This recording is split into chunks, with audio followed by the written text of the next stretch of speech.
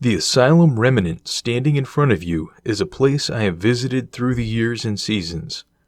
Haunted by its past, this site now consists of overgrown grounds and a single building left standing that marks the now forgotten and heinous crime that was committed here.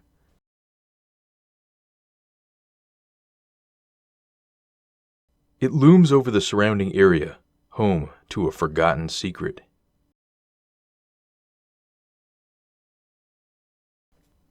Walking up the old steps, the grand edifice is now marred by poorly done tags and trash.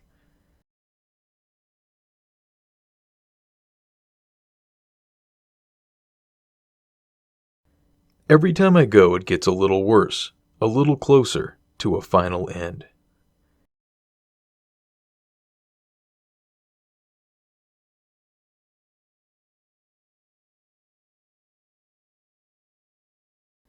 On rusted rails, twisted vines grow, interlacing and becoming one with them.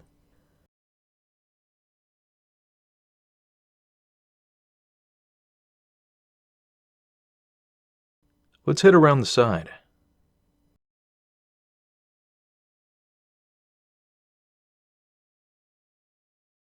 Boarded and vine-covered, it sits alone.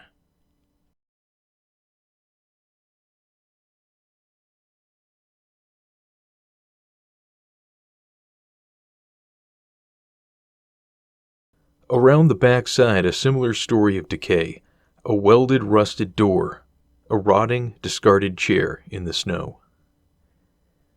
Animals as well live here, making their nests in the brambles, and raccoons often can be seen in the attic. The huge pillared front stares down on passerbys in the winter and the summer. Time and the seasons have faded the lurid story, and now dogs and children play in these fields. But we have not forgotten the story of Seven Teeth Asylum. Join us as we take you inside the shocking murder and what remains of this storied location. Abandoned Mental Asylum of Seven Teeth's Grisly Murder, an American horror story. At the time of the hospital's founding, it was the most modern mental health facility in the United States. Ground broke on its construction in 1926, and it opened in 1930 at the start of the Great Depression, costing around $2 million. The site covered some 400 acres and 20 buildings, in a cottage-style plan with tunnels connecting the facilities, allowing travel in the winter. In this complex were a few family houses, a tennis court, a baseball field, medical building, morgue, a dairy, patient dorm wings, an administration building, power plant, laundry, auditorium, cafeteria, lab, and a nurse's dorm.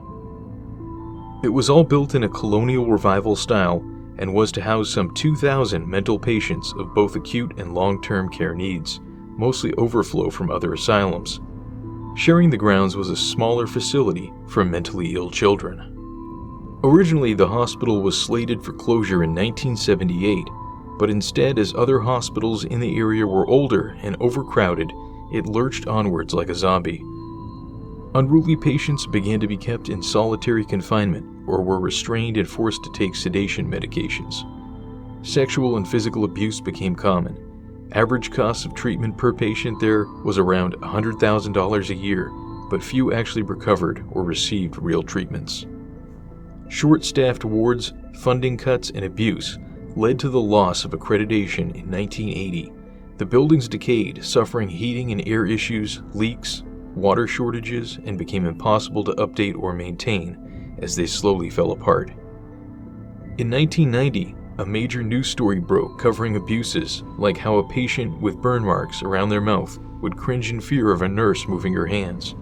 It was confirmed staff would throw lit cigarettes on the floor to watch some patients eat them. Others would beat patients, force them to strip naked, and paint swastikas on them. An investigation also found and then fired 4 staff for sexual abuse.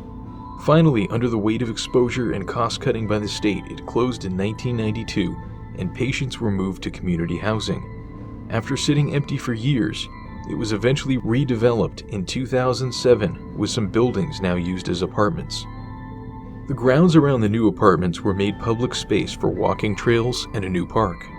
Yet a single building stands today, the oldest in the hospital, the administration building. This steepled column structure housed the very same doctors, the superintendent, and higher-ups who actively hid and thwarted investigation into abuses at the site.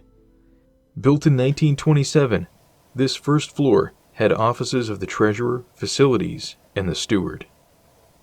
I believe it is here that it is most appropriate to tell a story that has always stuck with me, of the last days and the horrible end of a woman that was murdered the same year and month that I was born.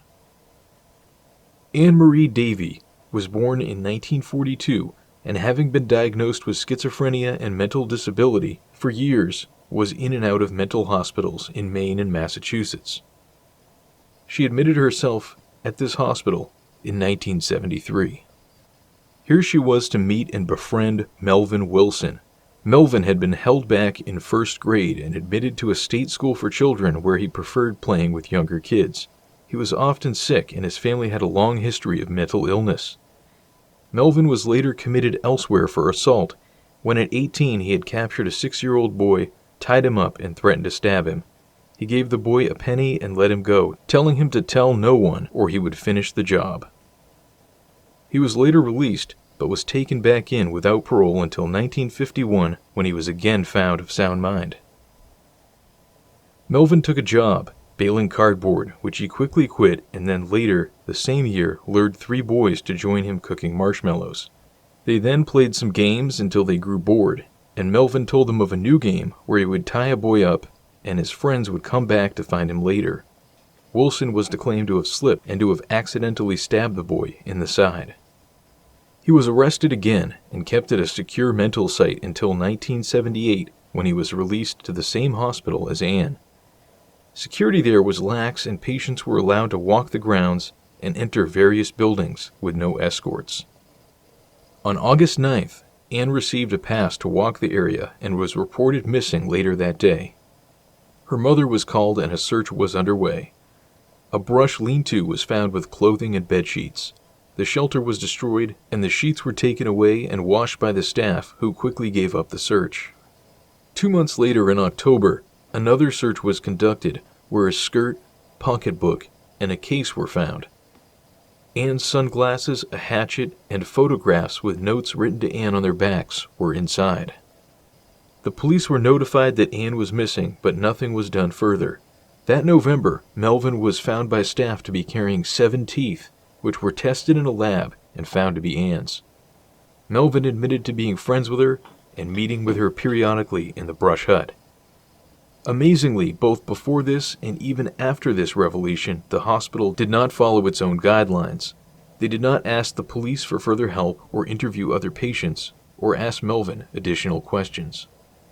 Due to this inaction, Ann was officially listed as discharged on February 9, 1979, allowing the hospital to close the records. Despite the discovery of Melvin having the 7 teeth by the staff, she was considered an escaped patient until finally, on August 12, 1980, a state investigation of 19 deaths and disappearances led by Senator Bachman discovered her dismembered body 2 years after her death. Melvin had led them to 3 or 4 holes across the slope outside the hospital where he had buried the pieces.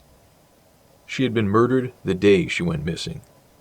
Upon the revelation, Melvin was quickly taken to a maximum security mental hospital pending trial. All records of her death and her life have been lost due to HIPAA and a concerted effort to bury her death and put all the blame on Melvin instead of the failings of the hospital staff. No picture exists of her or Melvin that I have been able to find. No record of her life before the asylum. Only 3 short articles on back pages were released to the public.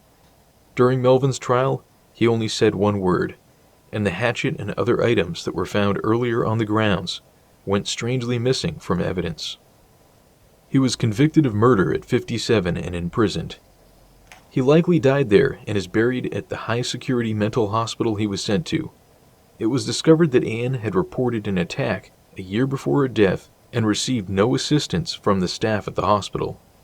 A later attempt was made to investigate the hospital system, but the governor vetoed the bill. The hospital was rushed to closure and shuttered a decade later in 1992 with the case and Anne forgotten. The second floor we are headed to now held the lobby, office of the superintendent, trustees, and doctors. To the left, the large entrance lobby takes up much of this level.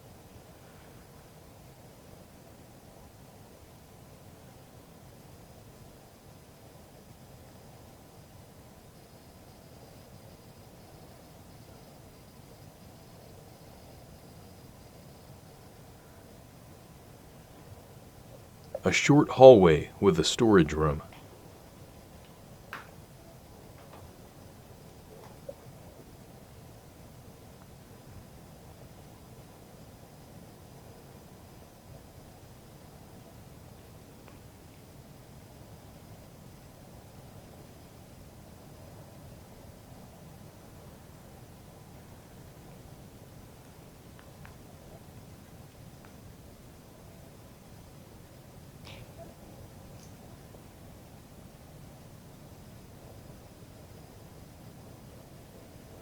These side rooms likely would have held offices of psychiatrists.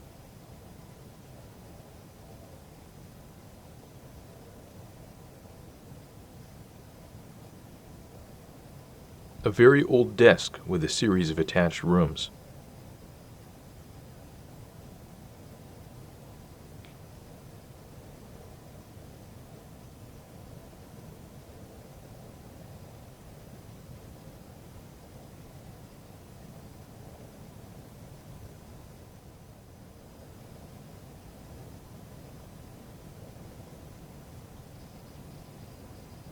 This large panel room with its couch and glass bookshelves seems to suggest a waiting area, meaning the large room past it may have been the superintendent's office.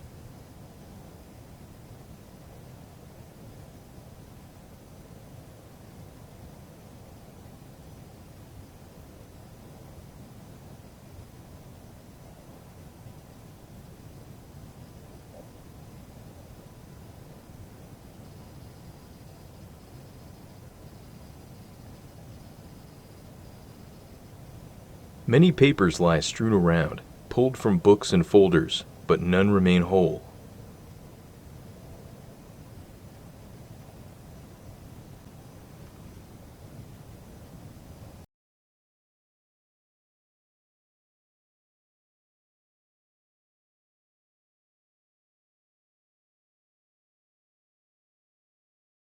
The superintendents who controlled the hospital complex would have had in this office space a clock which reset the clock times throughout the buildings, as well as a radio system that allowed them to play music programs through the hospital and also to broadcast live announcements to staff and patients.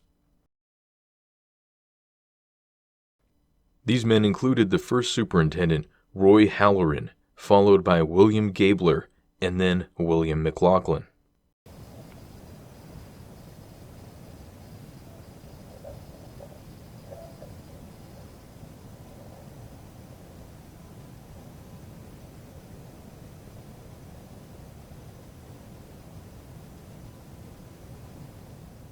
The private bathroom further suggests the status of the occupant here.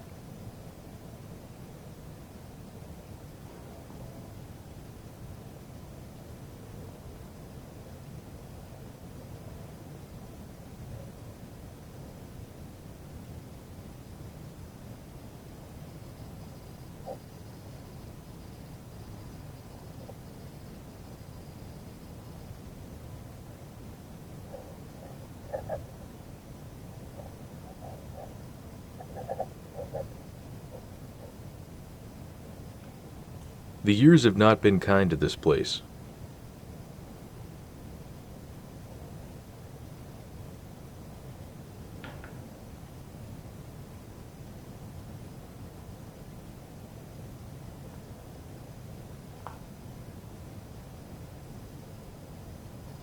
To the right, the main entrance, now barred.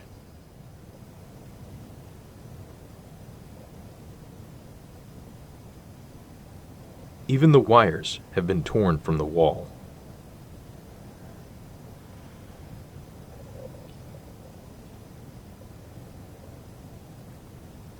Here is likely where purchasers and the regular office staff worked. The 1920s bid drop, still labeled for contractors to put in their offers for work, is attached to the wall.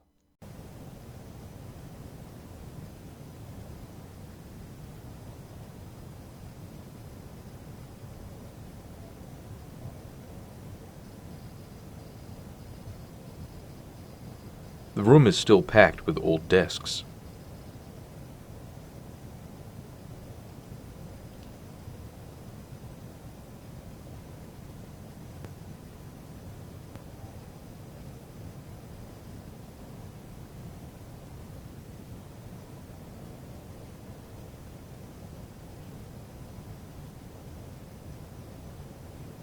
The last floor we now head to had a medical library, offices, and the asylum records room.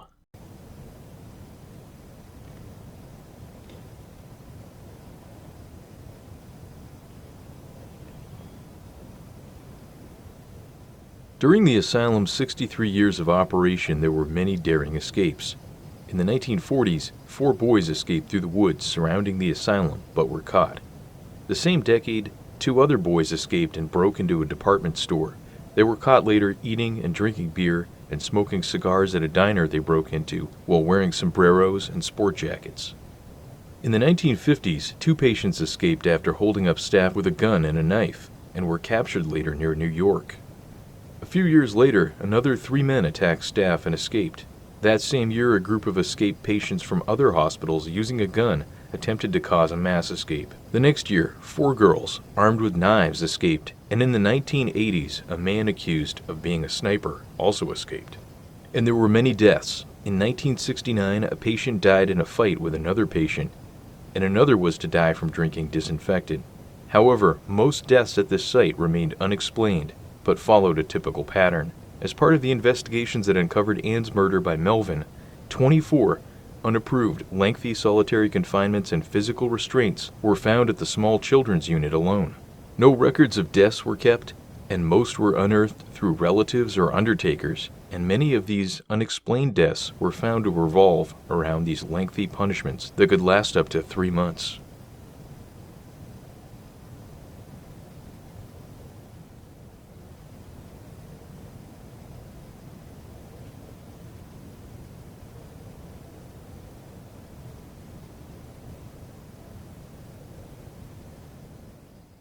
The swamps and tangled woods now surrounding the modern apartments not only house remnants of the old asylum like bed sheets, chairs, beds, and other rotting remains, but may well also still hide to this day parts of Ann or even other missing patients. In 1935, the still unidentified skeleton of a man was found bound and buried in this area of swamps. Lone steps lead to nowhere in this green world, reminding us of the lives once lived here. These are in fact located on the very small wooded slope where Melvin buried Ann's body parts. In the underbrush still are remnants of the hospital's past life. Yet the saddest part of this hospital now lies neglected and overgrown down a lonely path. Some 350 graves marked simply with numbers lie in a field here. Some have a C to denote Catholic, and some have a P to denote Protestants. Only one bears a name.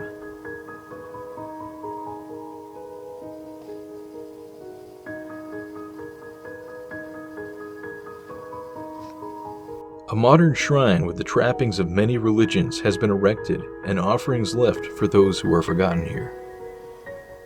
Of these 350 nameless, some 24 or so children from the nearby center also lie here. Some of these were likely given strontium that was put in their milk and cereal by Harvard and MIT scientists working with Quaker Oats Company who convinced them they were joining a science club.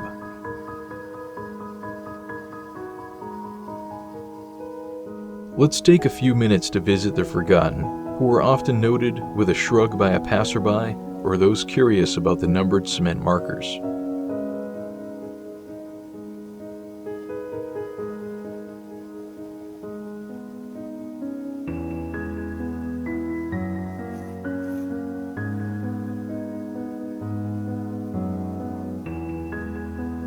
It's a sea of green with tiny gray islands representing a person. A tiny offering here or there.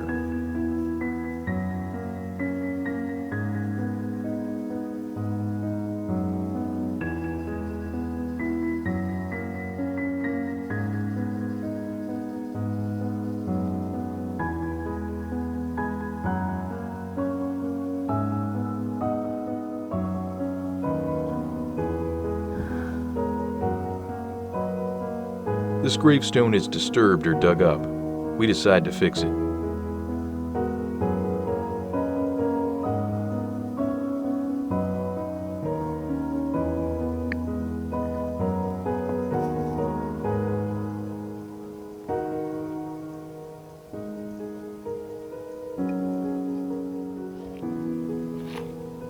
So many lives lost to cruelty, and so little to remember them by.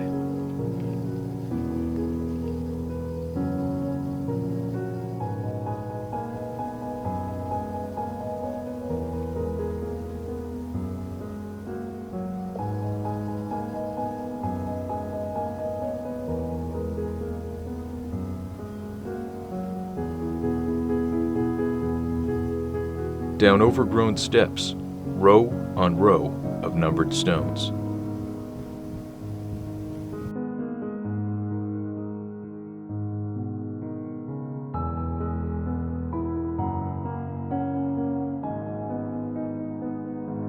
Will we ever know the whole story of the murder of Ann? It is sadly unlikely given the poor record keeping, intentional cover-up, and lack of official interest. The hatchet and photos with notes written on them, possibly from Melvin to Ann, were never seen again. No staff saw punishment for the murder, cover-up, or the negligence.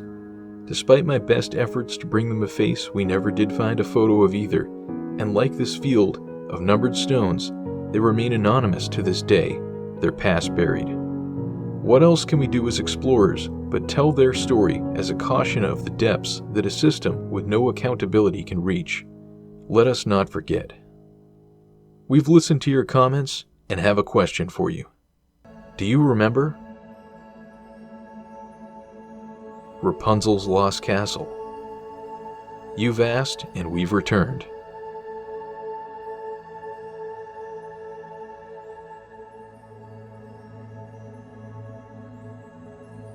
Don't forget to subscribe and join us next time for our unforgettable new exploration of an amazing lost mansion.